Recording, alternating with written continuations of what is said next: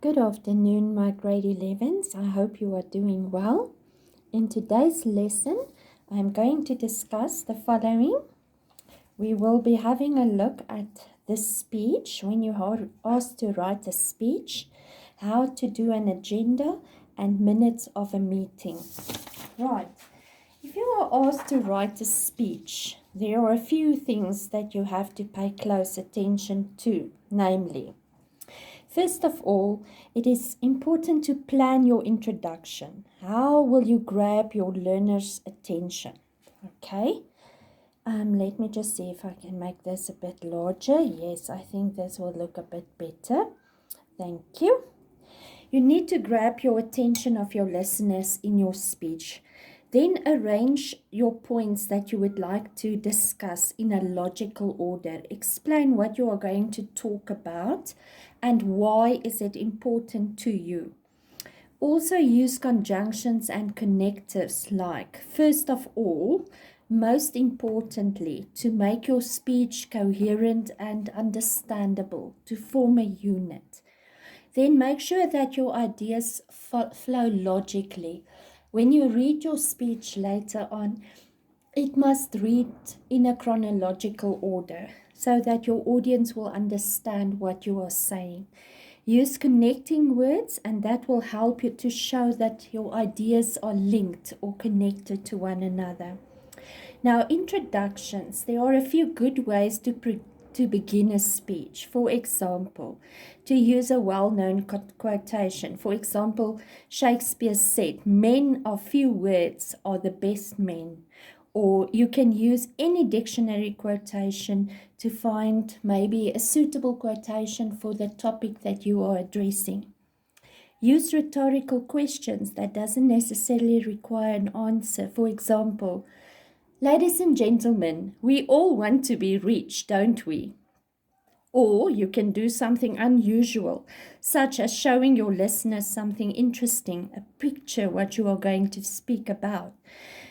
This is if you deliver a speech, okay? In some cases, you are required to write a speech, so then that will obviously not be required. Asking your listeners to take part, for example, you have done some sport this week or you have an icebreaker. That is also if you deliver a speech actively. I once heard of a guy that showed up at a meeting where all these businessmen were seated with his briefcase running in from the back in his pajamas. Obviously, they all found it hilarious and it was an excellent icebreaker for this meeting because they all remembered how they had to rush to get there. Then your conclusions is where you take your whole speech together. It should be short, emphatic, and you make your main point again. You can add your own personal feelings. So, for example, so that is why, ladies and gentlemen, I feel strongly that, or I am sure that you will all agree. Right. Then things to include in your speech is the how. How am I going to write this speech? First, oopsie, sorry. This thing is falling around on me. Let me just focus this better for you. Yes, I think now you can see better. What style am I going to write this speech in? Am I going to be serious, humoristic? That will basically determine the whole line of your speech. What are you aiming at? Who is your audience? When are you speaking? The main speaker? Will you be after dinner, at an interval, early in the morning? What will be the mood of your audience or the people you are going to deliver the speech to? So that will determine the time also, how you're going to address this topic. Then where is it going to be? Will it be at a christening, a wedding, a business lunch, a school function, maybe at a yacht club in the hall there, a lounge, around a table? It will dictate the absolute formality and your tone and diction of your speech. Why? What is the purpose of this speech? or the occasion that I'm going to write this for. If it is for a businessman, it will be very formal usually. If it is for a friend, you are allowed to be a bit more humoristic, bring in a bit of anecdotes there about your relationship with your friend. Why have you been invited to speak? Are you a close relation to the person? Are you a business partner? All that will impact on the style that you will use to write this speech. Then who will be there? Is it going to be a very formal affair? How many people, how young or how old will they be? Will there be dignitaries, royalty? You need to know these things. Otherwise, you can kind of make a big spectacle of yourself when you address these people. You need to know how to write your speech and for who you are writing this speech. Then, what do I need to know?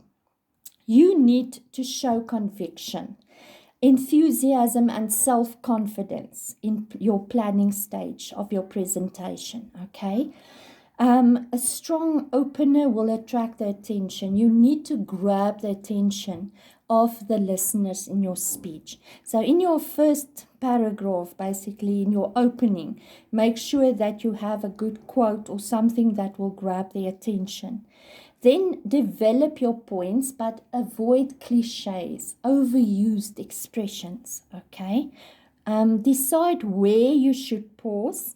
Usually when you want them to think about something or when you introduce a new thought, okay, where to use gestures. Gestures mustn't be forced. It must be natural, okay, when you do this speech, actually delivering this speech. Use contrasting tones and add points there so that the people will follow your speech. Use fairly short sentences with simple ideas and use familiar examples. Also, the audience you write for will determine your vocabulary that you will use and how simple your sentences will be. You cannot use words that a general audience will not be familiar with. Okay, so definitely make sure you know who you are writing for. Balance criticism with reasonable alternatives. Don't just be against something, but also provide alternatives. And then consider the closing. Leave your audience with a thought or two. Visual or physical aids may be used when you deliver your speech. You might have a PowerPoint projection there at the back and so on to enhance your speech. You may use notes, but only for reference. And then avoid irritating mannerisms like dancing around or scratching your head or pulling your ear. Use language that expresses your maturity, very formal language, values, and your background. Swearing is an absolute no-no. Crudity and profanity is also unacceptable. You are very formal. Right. Now I've given you an example here of a speech, and I'm going to read it to you. Today, 20 July, a number of decades ago, a child was born. The scream, the yawn, the gentle snore. And he still snores, Gloria tells me, decades later, has turned into an archetype of human perfection. A leader, a father, a brother, a husband, a colleague, and a preacher. We celebrate today. Incredible, you would say, that he is crying now. That is him, a crybaby. Well, our wish for you today, on your birthday, is to strive to remain true to the course that you did not choose, the course that our Father mapped out for you. We pray that today will bring you closer and closer to attaining your dreams while remaining true to your course. You are the pride of our nation and an immeasurable measure of joy in our lives. May you be flooded with wealth, joy, and happiness henceforth. Happy birthday, my brother. You can see immediately very formal language that was used there. And with respect to this, in your assignment, I'm going to ask you to write a speech, but I would also now like to address the agenda. When you host a meeting, ladies and gentlemen, there are certain topics that will be placed on an agenda that will be discussed, okay? And before the meeting starts, the audience is usually asked whether they would like to add something to the minutes. And that will be added in there under new matters. So first of all, you always, in your minutes, will dictate that who is handling the opening and the welcoming of everybody at present. Then there will be an attendance register who attended this meeting. Okay. Minutes of the previous meeting. Did everyone receive that? Do you agree? Is there any complaint about it? Matters arising. New matters will be young masters debating competition, a uniform and an end of the year celebration. So if there's anybody that would like to add something to this agenda to be discussed at this new meeting, maybe you want to discuss financing of the new sports grounds, you will add that under new matters, so that once the meeting starts, they will address each of these issues separately, and they will reach a verdict or a conclusion or look into the matter or whatever. Correspondence, general, the date of the next meeting will be set, and then there will be a closing of the meeting. Now let's have a look at your minutes of the meeting. Right. The minutes of the meeting, this one is now a bit smaller. We need to just make it a bit smaller. Sorry. The minutes of the meeting is a record of the meeting. If you were absent and you were not present, then you can go and read the minutes of the meeting. It's like short little notes about what was said and decided at that meeting. Okay? The minutes must provide a clear and a concise summary of what was decided. Minutes are written in the past tense, obviously, because this meeting has already happened. And then the tone must be polite and formal. But this is not an essay, so you keep it short and to the point under subheadings. Look at the example that follows below, which I will show you now. Now, something to look at for minutes of a meeting. They have to be adopted as a true record in the following meeting, okay? And they are binding, they will be signed, and then everyone agrees that this is what has happened and this is what decisions were made. The minutes reflect the name of the organization. First of all, when I look at this, you will see there's the name of the organization, the Dynamic Speakers Social Club. Secondly, it will show the date, the place, and the time at which this meeting was held. Okay, so it was on Wednesday, the 31st of July 2014, in the library of the Arts High School, 20 Caledon Road, Springs. Then state the name of the people who attended the meeting. Also, remember I said in the previous one that you have your opening and welcome. Under the subheading opening and welcome, the chairman welcomed all present and expressed thanks for the good attendance. Then your attendance register, which would be your second issue that we addressed. You want to know who attended, the attendance register, who attended this meeting. You always work on your agenda. People follow the agenda. So the attendance register was circulated and signed by all present. No apologies had been received. Had someone been absent for some or other reason or sick, you would do that and you would mention that there. Minutes of the previous meeting. You always refer to the minutes of the previous meeting.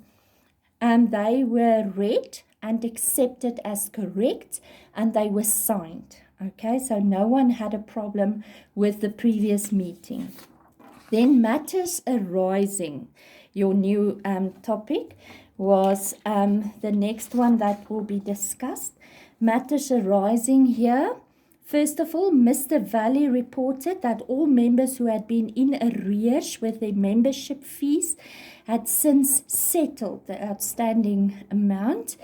And then Mrs. Orchid reported that the recording device that had been damaged at the previous event had been repaired and could be used for practice sessions. That was matters arising in the previous meeting. Now the new matters.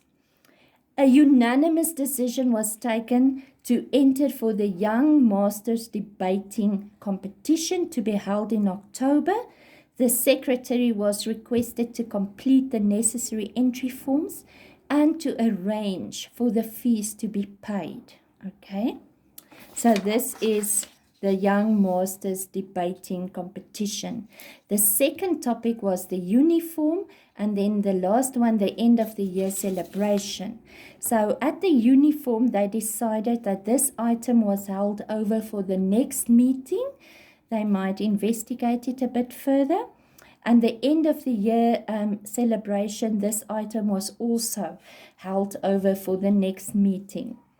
Then with your correspondence, your next one, there the letter of congratulations was read to all. If you receive any correspondence or notifications, this letter had been written by the Association for Professional Debating and commended the Dynamic Speakers Social Club, which is this club, for being runners-up in the inter-district competition. So that was any letters or correspondence that they received. Then under general, Mrs. Mackenzie invited everyone present there at the meeting to her 16th birthday party the following Saturday.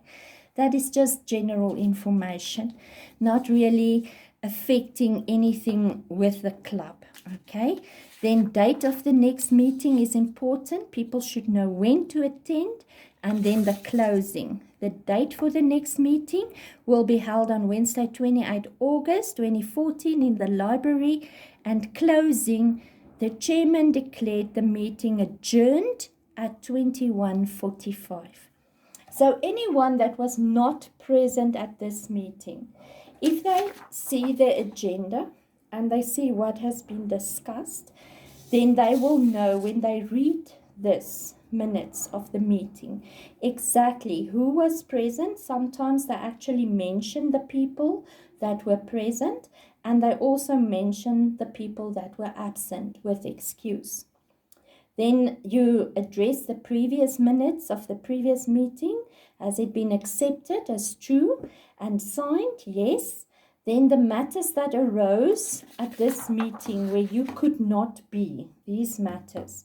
This is what you would want to read when you look at this meeting's minutes. What have they decided on this? And then any other correspondence that they have received, general meeting information, the date of the next meeting, if you had missed this and you want to be there to attend this, and then the closing. Right, these are some examples for you. And then, ladies and gentlemen, I would now like for you to take your hand and put pen to paper and go and write the agenda and minutes of a meeting for a club or a sports team of your own choice.